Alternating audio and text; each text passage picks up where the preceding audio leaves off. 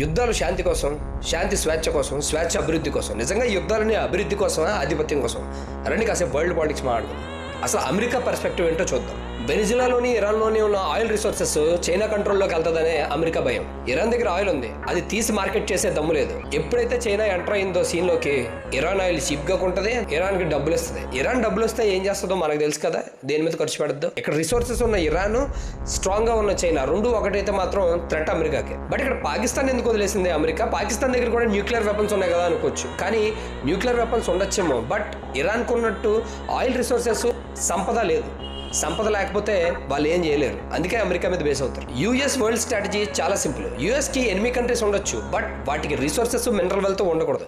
దుబాయ్లో, ఖతర్లో ఉంటున్న US military బేస్ల మీద ఇరాన్ దాడులు చేస్తుంటే అమెరికా ఏం చేయలేకపోయిందని చాలా మంది అనుకుంటున్నారు. వెనిజులా పిఎంని సింగిల్ హ్యాండ్తో తీసుకొచ్చిన అమెరికా దుబాయ్లో ఉన్న ఎయిర్ బేస్లను కాపాడుకోవట్లేదంటే ఎంత కామెడీగా లేదు? నా పాయింట్ ఆఫ్ వ్యూలో మాత్రం అమెరికా కావాలనే అటాక్ చేయించుకుంది. ఎందుకంటే the world safest tax free economy అని చెప్పుకుంటున్న దుబాయ్ అమెరికా లేకపోతే దేనికి పనికిరాదు అని ప్రపంచం ముందు ప్రూవ్ చేయడానికే జస్ట్ ఒకసారికి ఒక 4 టపాకాయలు ఎంచుకుంది అంతే. దుబాయ్ ఇప్పటికన్నా తెలుసుకోవాలి, world's richest, costliest, luxurious country అవ్వడం కాదు, వరల్డ్స్ స్ట్రాంగెస్ట్ కంట్రీ అయితేనే ప్రపంచం మనకు విలువిస్తుంది. న్యూక్లియర్ పవర్స్ ఉన్న నార్త్ కొరియాని, పాకిస్తాన్ని అమెరికా ఎందుకు వదిలేసింది? అసలు ఈ ముగ్గురు పొట్టోళ్ళు ఏమైపోయారో నెక్స్ట్ వీడియోలో చెప్తాను. అకౌంట్ ఫాలో చేసి పెట్టుకో.